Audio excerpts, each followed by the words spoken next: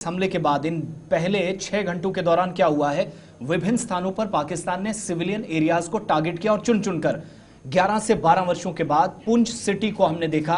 Back to back fire किए गए 80 mm 120 mm तस्वीरें आपके सामने। नुकसान काजीमोड़ा के अंदर, पुंछ सिटी के अंदर, पुंछ फोर्ट को यानी जो चक्कादा बाग के अपोजिट सेक्टर है, पूरी भारत की जो आबादी आती है उसको टारगेट किया गया। यहाँ थोड़ा सा डोमिनेटिंग साइड पे पाकिस्तान है तो उस चीज़ का नाजायज़ फायदा भी उठाया गया। फिर निचले एरिया में आप मनकोट सेक्टर आएंगे, बलनोई सेक्टर आएंगे, तत्तापानी सेक्टर आएंगे, लाम नौशहरा की तरफ आएंगे, मेंढर की तरफ आएंगे और मरवोट के इलाके के अंदर भी फायरिंग हुई है, ये नुकसान पहुंचाया गया है। इधर खबर यह है कि राजौरी मंजाकोट के साथ जो बालाकोट के बिल्कुल नीचे वाला एरिया है, ठंडी कसी, उन एरियाज को भी पाकिस्तान ने टारगेट किया है। दूसरी तरफ नॉर्थ कश्मीर के अंदर तमाम एरियाज, कोई भी इलाका नहीं छोड़ा गया जहां पर यह फ्रस्ट्रेशन उनकी तरफ से नहीं निकाली गई। और रिहायशी इलाकों में हम बार बार क्यों बता रहे हैं, तस्वीरें आपके सामने, इसमें कोई इधर उधर की कहानी नहीं है, तस्वीरें खुद बयां कर रही हैं जो करतूत इस समय पहले 6 घंटों में दिखी है।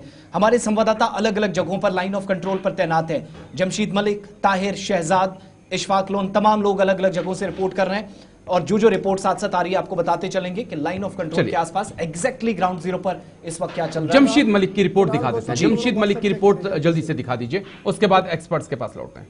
पाकिस्तान में मिलिटेंटों के ठिकानों पर हमले और उसके बाद पाकिस्तान की तरफ से शहरी आबादी को निशाना बनाने का सिलसिला देखने को मिल रहा है, जहां इस वक्त मैं आपको बता रहा हूं कि ये एक ऐसा हिसास इलाका है जिसमें पाकिस्तान की तरफ से रात भर शेलिंग की गई और शेलिंग के बाद आप इस घर की हालत देख सकते होंगे। हालांकि इस पीर पंचाल रेंज पूरी के अंदर पाकिस्तान की शेलिंग से अब तक 4 लोगों ने अपनी जानें गंवाई हैं और कई लोग इसमें जख्मी हुए हैं और पाकिस्तान की तरफ से लगातार इस शहरी आबादी को टारगेट करके फायरिंग की जा रही है। और इस वक्त मैं कैसे घर में खड़ा हूं जो बॉर्डर से बहुत ज्यादा दूर है, मगर उसके बावजूद भी आप इस घर की हालत देख सकते होंगे कि घर पूरी तरह तबाह कर दिया गया है पाकिस्तान की शेलिंग से।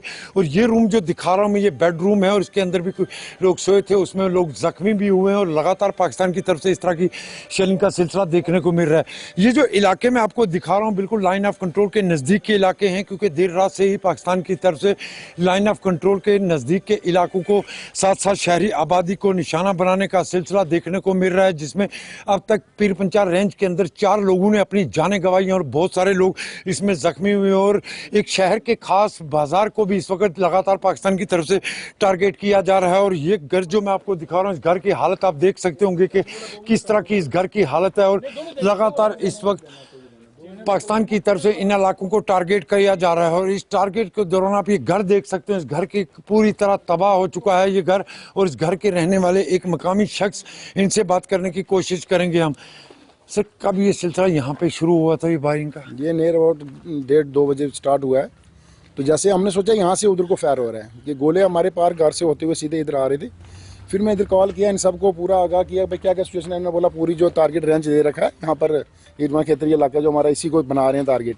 तो फिर हमने बोला, पता चला कि इनके घर में ये जो यहाँ पर तब प्रेजेंट थे, मेरे भतीजे ही हैं, मेरे भाई हैं ये। तो मैं इनको बोला भाई आप लोग यहाँ पर जगह से छोड़ दो। बोला चोटें लगी लड़की को, स्प्लेंडर वगैरह। ये देखो जो हमारा वॉशरूम है इसकी भी बहुत बैड कंडीशन है, ये अंदर पूरे जो है टोटली लॉस हो गया मकान। फिर इनको शिफ्ट किया, फिर हमारे सब जो कनेक्टिविटी हमने सब गाँव वालों से बनाई, सब आदमी लाट हो गए, किसी की कोई दिक्कत है उनके साथ जाके हेल्प भी किया।